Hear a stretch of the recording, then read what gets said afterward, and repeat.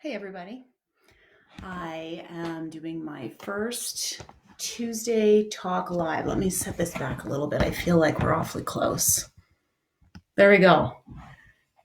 So, the reason that I wanted to do this was for two big reasons. First of all, I love talking about this stuff.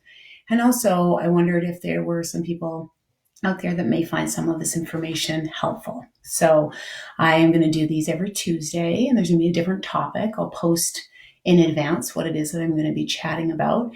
And these are some of the things that I talk to people in my coaching practice about, different clients that I have. So thank you very much for watching. So today I wanted to talk about keeping moving towards our health goals during a crisis or during difficult times.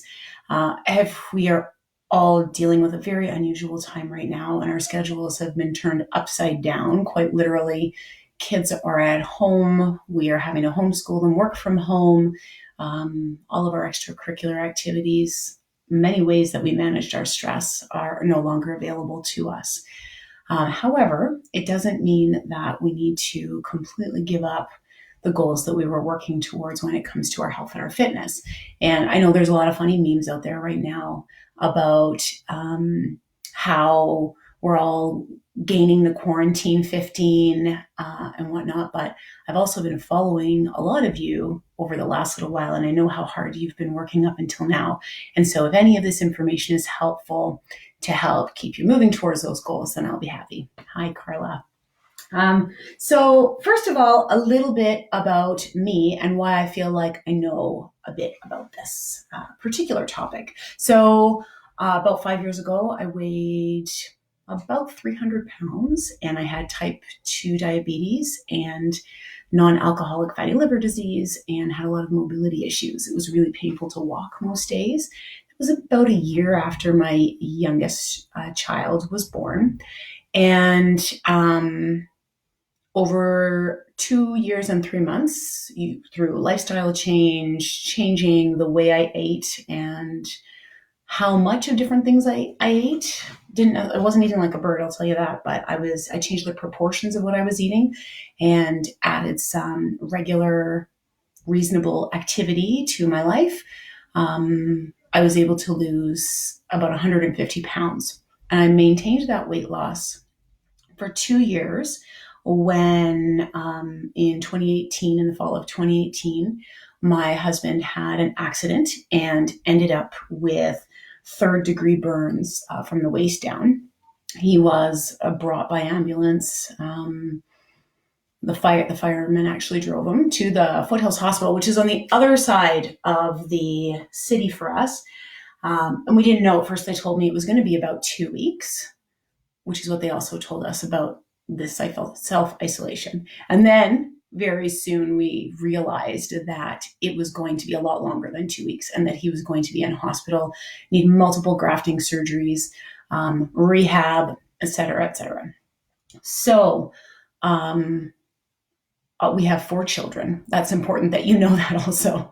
And so when I was told that this was going to be what my life was going to look like for the next little while, it caused a great amount of anxiety in terms of how was I going to be able to keep going towards my health goals and not slide backwards, because I did not want to slide backwards. I had worked really, really hard to improve my health. My diabetes was gone. And at the same time, I needed to recognize that life as I had known it was going to be different. So that was an interesting challenge. I was experiencing a lot of sleepless nights while David was in the hospital. I was experiencing a sense of loss, grief, not really knowing what the future was going to look like. And I think that I've heard, and I know I've personally experienced a lot of the similar feelings since the outbreak of COVID-19. We have no idea how long we're going to be in self-isolation. We have no idea how long our gyms are going to be closed, how long it's going to be until life returns to some sort of normal. And so the more that I got to thinking about it, I really saw a lot of parallels between what I had gone through a couple of years ago and what's going on now. The added challenge with my experience a couple of years ago too was that our community, our fantastic community, rallied around us and delivered all kinds of delicious treats and goodies. And I was already worried about being able to maintain my weight without all of the deliciousness. And then you add stress and not enough sleep on top of that. And that is pretty much a recipe for weight management disaster. And yet somehow I managed to maintain my weight within about a 7-pound range, which is pretty reasonable given what was going on. And so I feel like a lot of us can continue to maintain. We may not lose during this. And I think that that's an important realization to come to. And that was one thing that I had decided when David was in hospital, that if I plateau, so to speak, I cruise, I like that word a lot, I cruise for a while, that is going to be a win. So it may not be that I continue to lose, or I was really working on increasing my strength when all of this happened. That may not continue for me. I may just have to cruise for the next little while, but at least I'm not going to be having to go take 3 steps backwards, right? I'm holding my ground. So, I think that the first thing that we need to acknowledge, let me just see, I have a couple of notes here, so I don't want to miss. A couple of things to acknowledge is that what we are living right now is not what we are used to. It is not the norm for us. And there are some things that may not ever go back to the way that they were before. Some things might, but we really don't know. And so it's going to be a matter of us taking it one step at a time and problem solving as we go. We're having a lot less control over what we're eating. Now, for some people, they're eating out a lot less, which may actually help with their weight management and health improvement goals. But I don't know about you guys, but somehow the few times that I have ended up going to the grocery store, a couple of treats that may not normally end up in my cart ended up in my cart. And that's okay, because food is not just fuel. Food is comfort. And right now we have experienced quite a bit of loss. For some of us, we've lost jobs. We have lost the ability to connect in person with friends and family. And so there may be some sadness. There may be boredom. And so we don't just use food for fuel. And anybody that tells you that is feeding you a line, because we really, really don't. And the more that we can really embrace that and recognize that, the easier it is to acknowledge that maybe in this moment I'm not using food for fuel, I'm using it for comfort or I'm using it because I'm bored. And then once we acknowledge it, we're able to problem solve and make changes going forward, or even in that very moment. I don't really need this. I'm feeling sad. This isn't going to make me feel happier. So I can maybe just put the bag of cookies back in the pantry. That may be based on real events. I don't know. I can't say. It's important to also acknowledge that we're going to have better days and we're going to have harder days. And the days that we're feeling good and we're feeling positive, we might be able to hold on to some of those things that we were doing beforehand. I'm going to talk a little bit more about that in a moment. On the days when we're having a harder time, that's okay too. And that some days we may need to think about other ways to get our needs met. So as I said, if we're feeling anxious or we're feeling bored or we're feeling sad, meeting those needs with something that's food, while that's perfectly normal, may not make us feel better in the end. And so not only relying on that one thing, that might be part of what we're using to make ourselves feel better, but it's not the only thing. It's not the only tool in our toolbox. It's, as I mentioned before, it is important that we take it one day at a time. And we don't look too far ahead, because we don't really know how long this is going to go on for, and we don't really know what further restrictions are going to be put in place. We really only know what's happening today. And that was the very same as with David in the hospital. I never knew when he was coming home or when things were changing or when the next surgery was going to be. I didn't know when the kids' needs were going to change and whatnot. And so just taking things one day at a time, right? Really helped me, anyways. Also, um, being a little increasing our self compassion. And so I like to think that when I'm talking to myself about some of these things, I'm talking to myself the same way that I would a really good friend. So if I'm having a rough day and I'm eating more than usual, I wouldn't say to that friend, like, what are you doing? You know what you're working towards. Why are you sabotaging yourself? I would say this is a very unusual time that we're dealing with, and you're coping the very best way that you can. And so a little bit, we need to ease up on ourselves, right? Do what we can, but also acknowledge that we're living in a very strange time right now, and our schedules are on their ends. But what can you do? So let's talk about that. So, what habits are you able to continue that maybe you did before? They may be very, very simple habits. So, for example, when David was in the hospital, every single morning before breakfast, the one thing I could do is I would have a bottle of water before my breakfast. If I did nothing else, I did that. That's what I did. I was still able to track, although not terribly accurately. I didn't know what the food that people were blessing our family with, what was in there, but I did the best that I could, right? So easing up, as I said, continuing what we can do within what our systems will allow. So I found that I was able to also control my sleep, or when I went to bed. Right, didn't always fall asleep right away, but I was able to control when I went to bed. That was something that I was able to improve.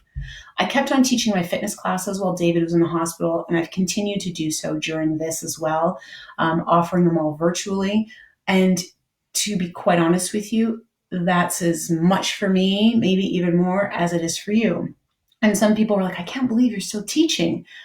I needed to keep moving. That was one of my coping mechanisms. And if I had sat long enough to fully appreciate what was going on then and now, it would have been a little bit more overwhelming. So, what is that for you? What can you continue doing that you were doing before and carry that forward, even if it has to look a little bit different? For me, it had to look different with this whole outbreak because I have to do it from home now. So, but I was still able to keep doing something. So if you went to the gym before, what can you do now? Can you log into a virtual class? There's so many free ones being made available right now.